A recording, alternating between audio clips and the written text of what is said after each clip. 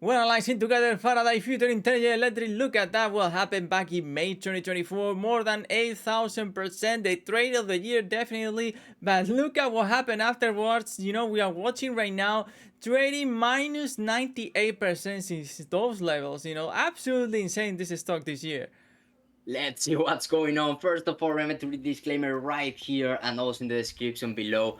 Wow, what a chart right there. This upside completely insane, and then the crash right there. We're approaching those lower area levels of that upside movement, and maybe that made the investors be interested again, and the hype came back to this stock. But take a look. The stock split happened, 140 the 19th of August, if I'm not mistaken. Let's go to the 1 hour time frame to see with more detail how the price action was after that stock split, and you can see like the price kept going lower. Sometimes you tend to see a spike to the upside, sometimes a complete crash, and in this case, we can see like the price started to consolidate around this last support area of 3.92, around that level, and from there the crash was devastating. That red candle indicated like the selling pressure was high enough to break the price lower, and the last movement to the upside from this level of 2.60, around that level. What happened right there, Alvaro? Yeah, there's some sort of a rebound from this level, but obviously, if you take into consideration, the downturn we are experiencing, it's not something that you should be optimistic about it. For the short term, yeah, you can follow the uptrend, but for the long term, this rebound maybe it won't last. Based on the last downturn that we're experiencing. So obviously, you can draw a line like an uptrend line, and as soon as we see a breakout on the downside, we will be going back again to the downside that we've been experiencing over the last couple of months.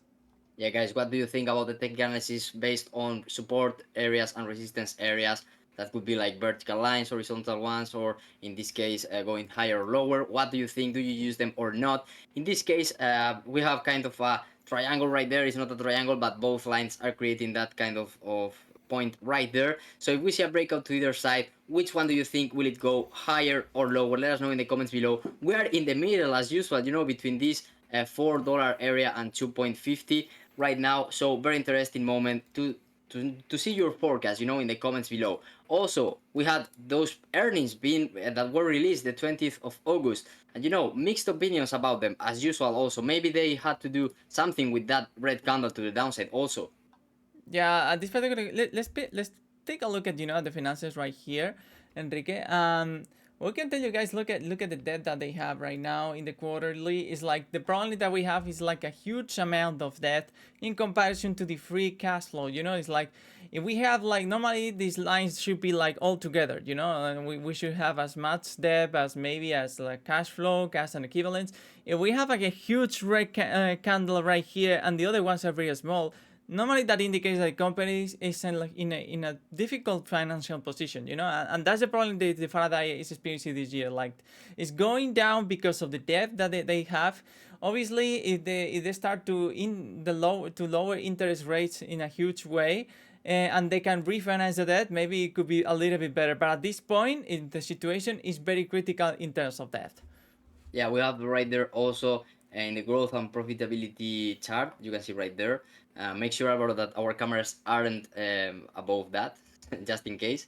So we have like the annual chart. You can see until 2023, very negative the last year 2023. But then if we go to the quarterly, we have it, I think, updated the last quarter of 2024, and you can see right there the revenue was $293,000, and then we have the net income minus $108 million, and then the net margin is minus 37,000%. So completely Wow. insane, those numbers. Pretty devastating. Of course, in the past quarters were similar, but the thing is like they haven't changed from what we can see right here. So guys, what is your opinion about these last earnings? Did you expect it? Do you think like the market expected them, and the crash that happened will be just like that, and the uptrend maybe will continue now, or the hype will come back? How do you see this stock? I'm very interested in knowing your opinions.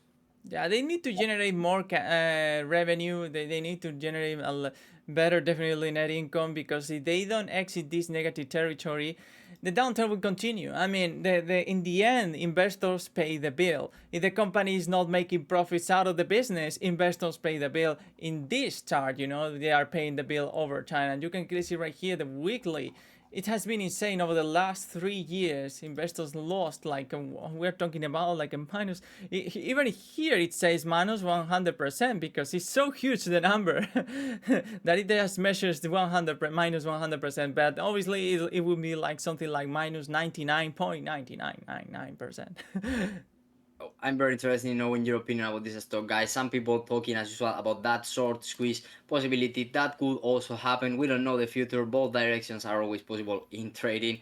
We have seen that 8,000%. Let's go back to the daily time frame to see again that picture right there. That trade of the year that we analyzed in previous videos. Obviously, if you bought at the lowest part and you sold at the highest, because people who bought at $1.50, for example, and didn't sell at the highest part of $150 almost, the trade wasn't completed, and the percentage from that point minus 98%. So those gains won't be the same. We will be talking about an upside of to current prices of 80%, something like that, if you vote around 1.50. So completely different scenario, and that's why we always say you could get like the best uptrend in the world, but if your trading strategy isn't the correct one, you will miss it. And if the opposite is also true, you could enter at the worst possible moment, but if you have a trading strategy that diversifies and offers the opportunity to correct that mistake, you could be good and better with that trade. So everything is possible in trading. The key, in our opinion, is to have a right mindset. Trading psychology is key in our opinion. Trading psychology is a great book. So what do you think about this aspect of trading? Do you apply it? Because sometimes it's normal to just go for the charts and go all in and all like that. But when mistakes happen and you see people buying at highest parts of the chart and drawing like 99% to the lower side, we have experienced that. It's difficult, to be there and not knowing what to do or how to act and how to improve for the next trades in this case. Yeah, I hear that. Let's apply some technical, trading psychology because here, I show you guys what happened. This minus 99.99%. That happened. That creates like a lot of fear into investors that are trading this stock. Over the history. This is past historical data, and you had to have in mind that when trading. Like specifically to this incredible upturn of more than 8,000%.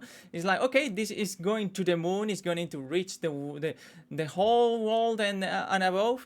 But the thing here is like, look at the past experience. It won't last because there are a lot of investors right here with a lot of fear that are gonna to close the position as soon as they get the chance. And when this started, to happen, and the downturn started to go, the price action started to drop dramatically because obviously the fear is always there, and that's what we mean trading psychology, to understand what other investors are thinking about this stock for the long term, because for the long term you won't hold it based on past experience.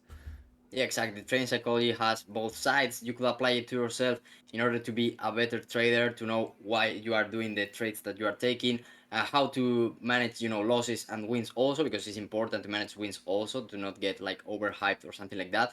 But you can also apply it, as Alvaro mentioned, analyzing the past and knowing that the market is moved, in this case with small market cap stocks. I think it happens even more by investors that are following their beliefs, their thinkings, their trading psychology at the end.